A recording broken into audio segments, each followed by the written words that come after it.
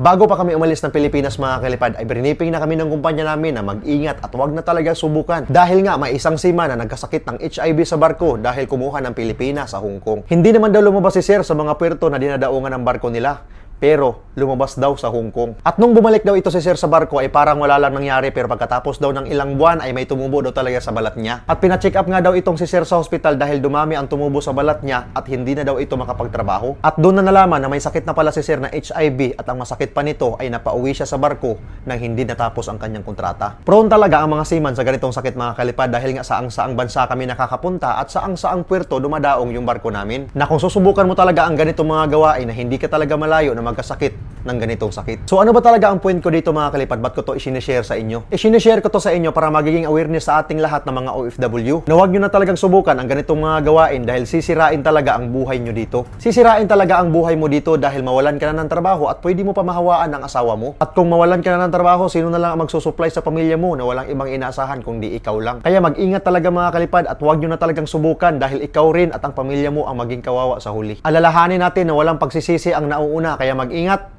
God bless sa ating lahat.